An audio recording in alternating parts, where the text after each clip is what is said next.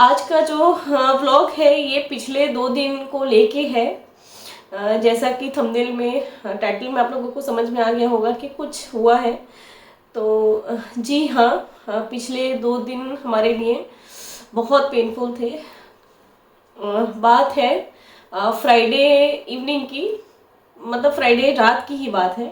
8:30-9 बजे के आसपास हम अपना डिनर वगैरह फिनिश करके जस्ट ऊपर हम लोग सोने ही जा ही रहे थे और अचानक से फ़ोन आया कि मेरे जो फूफा जी हैं उनका डेथ हो गया है। वो रहते हैं संबलपुर में रहते थे और मेरी जो है 6 बुआ, तो उसमें से 3 बुआ जो है वो मेरी संबलपुर में ही रहती हैं, यहीं आसपास में ही रहती हैं। तो बड़े वाले फूफा जी तो 3-4 साल पहले एक्सपायर हो गए थे। ये दूसरे नंबर वाले फूफा जी थे और इनसे ना एक अलग ही रिलेशन था।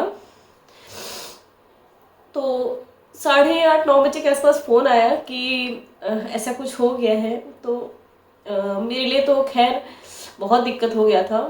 तो हम लोगों ने सोचा कि हम रात को ही निकल चलते हैं ताकि एक बार आखिरी बार मैं उनको देख लूँ, क्योंकि मुझे याद नहीं है, शादी के बाद 6 साल हो गए, मैं एक आध बार ही गई होंगी। फैमिली फंक्शन वगैरह में ही मिलना होता था और इस चीज़ का गिल्ट मुझे अभी भी है। मैं ज़्यादा फैमिली में इन्वॉल्व नहीं हो पाई थी पिछले कुछ दिनों से।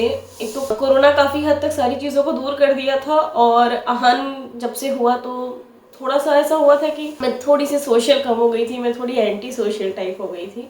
तो इस चीज़ का गिल्ट मुझे हमेशा रहेगा।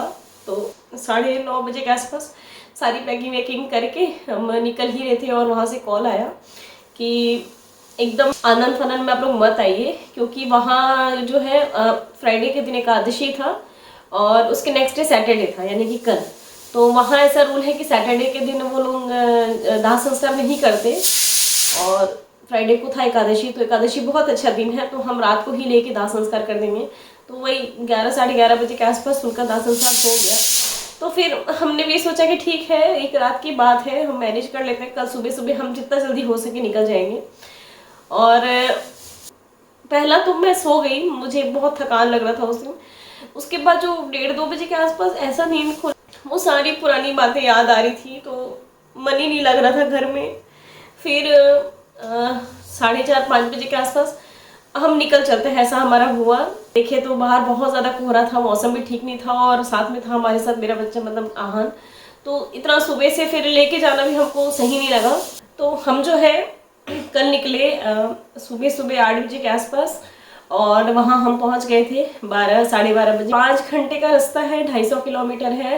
कहीं नहीं रुके हम, कुछ मन नहीं किया कहीं नाश्ता वगैरह करने का, कुछ भी मन नहीं कर रहा था। बस कैसे करके वहाँ पहुँचते, दीदी भैया लोगों को देखते, बस ऐसा ही फील हो रहा था। फिर वहाँ पहुँचे, जो भी दूर की बुआ वगैरह हैं वो लोग भी आई थी। हम बैठे वहाँ बातचीत किए, लेकिन मैं बताऊँ सच तो मुझे वहाँ से आने का बिल्कुल भी मन नहीं कर रहा था। ऐसा लग रहा था कि वो 3-4 घंटे जो भी हम वहाँ रुके ना, बस यहीं रह जाओ कुछ दिन इन लोगों के साथ। ऐसा टाइम मैं क्या ही बताऊँ, मैं एक्सप्रेस नहीं कर सकती अपने वर्ड्स पे। फिर भैया भाभी दीदी जिया जी सब थे, बुआ भी थी। बुआ कभी अकेले नहीं रही, उनके लिए पता नहीं आगे क्या ही होगा। फिर सब चीज़ को साइड में रख के ऐसा हुआ कि जाना तो है ही, और हम वहाँ से निकले 3-3:30 बजे के आसपास हम वहाँ से निकले। फिर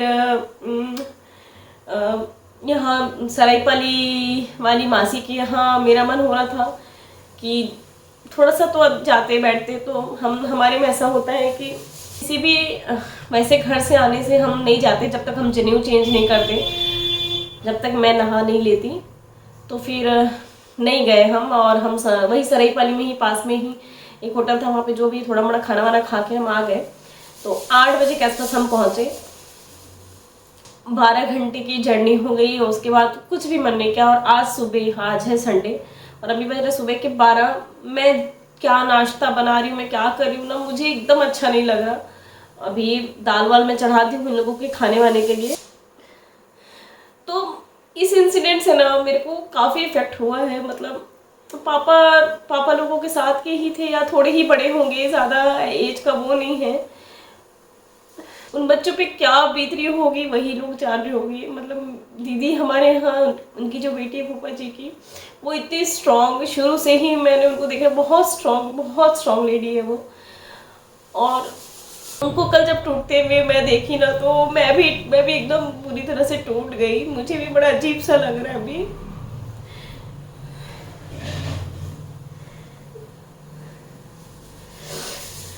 फोन पकड़ के वीडियो बनाने का, व्लॉगिंग करने का, कुछ भी करने का मन नहीं कर रहा।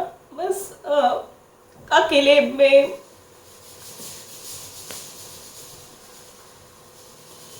और हमारे पापा जो है वो काफ़ी क्लोज थे फूफा जी के साथ।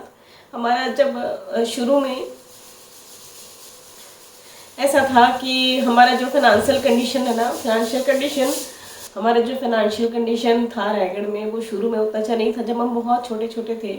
और की जो बुआ लोग इकोनॉमिकली काफ़ी स्ट्रांग थे, तो उस टाइम बुआ बहुत हेल्प करी हुई है पापा का।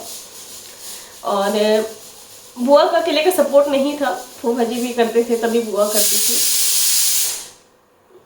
बाद में थोड़ी सी उनकी फैमिली में दिक्कतें आने लगी, लेकिन फिर भी मुझे जहाँ तक याद है, हम जब भी संबलपुर गए तो उनके घर से हम कभी भी बिना खाना खाए वापस नहीं आते थे। मतलब वो प्रॉपर बहुत उनको नॉनवेज वगैरह का बहुत शौक था, खुद भी खाते थे, सबको भी खिलाते थे।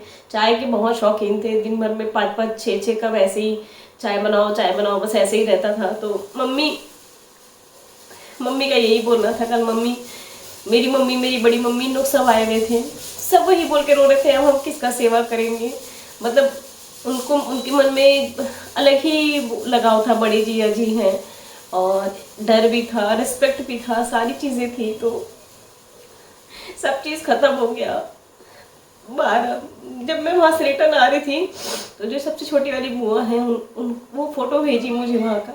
उस सिचुएशन में तो किसी को फोटो वगैरह लेने का मन नहीं करता, बट एक याद के लिए रात को वो फोटो भेजी। तो जब वो लेटे थे ना, तो ऐसा फील हो रहा था कि जस्ट कंघी वगैरह करके वो लेटे हैं, बिल्कुल नहीं लग रहा था कि अब इस दुनिया में नहीं रहे।